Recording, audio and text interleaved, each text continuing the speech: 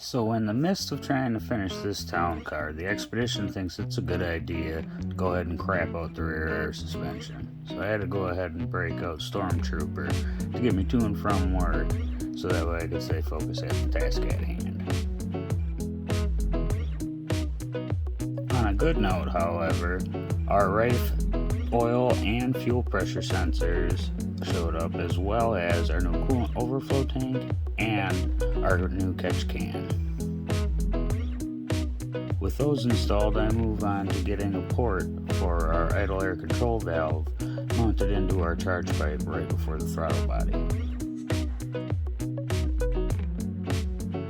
With that back installed on the car, I had just enough time to get the Holly ECU mounted before a little date night with the missus out at the casinos for some all-you-could-eat crab legs. I'm here to tell you, fellas, life's a whole lot more enjoyable when the missus is happy.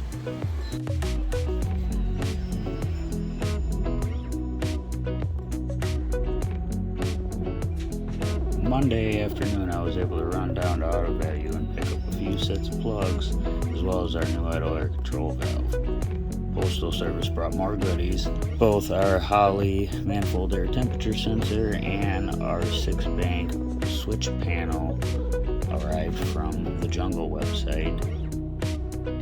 As far as mounting our manifold air temperature sensor, really kind of limited on options with the plastic intake, so we had to settle for this spot on the aluminum throttle body elbow.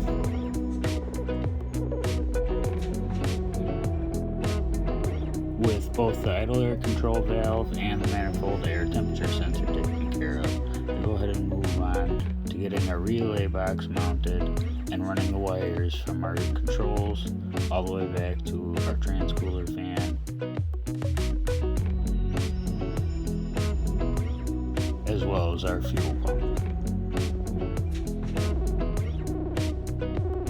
Next on the to-do list was to finish modifying our transmission harness so that way we could have control of our 3/4 shift and lockup by the flip of a switch.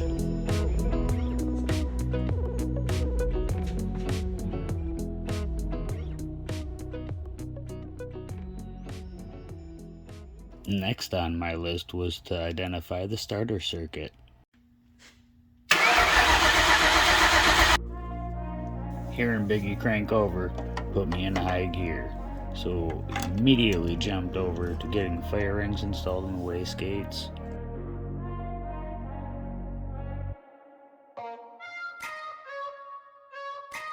Next, I wanted to move on to flushing the fuel system, which quickly got put to halt because of all the debris that came in the fuel cell and was probably some left over in the fuel can I used to put gas in.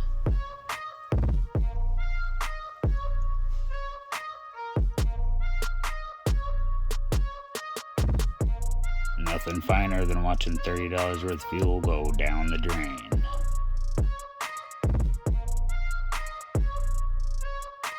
Once I got that taken care of, I wanted to go ahead and pressurize the system to check for leaks.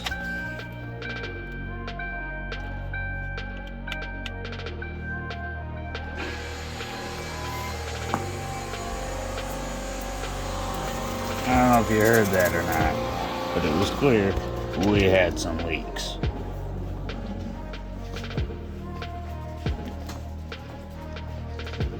Now, I'm all for saving a buck, but this is one of them cases where getting all my AM fittings from Nagasaki off of the Evil Bay website might not have been the best choice. So after much struggle with this fuel pressure regulator deadheading, much like what Billy the Kid went through on SRC channel, his miraculously just started working, mine did not. What we got going on though is this guy right here sits down inside of that, like that, and the spring pressure is what regulates it. Well, what we had happen on mine is this guy was stuck in that guy. So now that I took it out and he's all, and now it did whoop, whoop, whoop, whoop, whoop, whoop, it should be fine. To be honest, it felt like kind of a counterproductive day.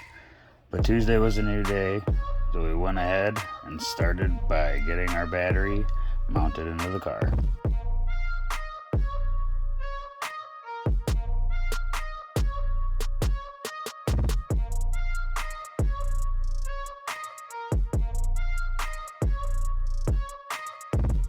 With the battery mounted and wired, it was time to move on and try to get this gauge cluster looking more complete instead of more like arts and crafts project.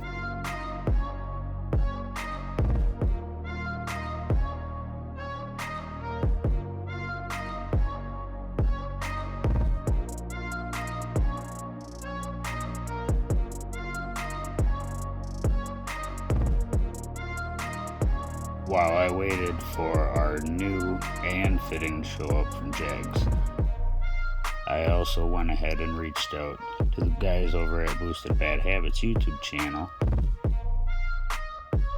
and touched base with Will to see how hard it really was to get a startup tune put into the Holly so I could get some heat into this thing.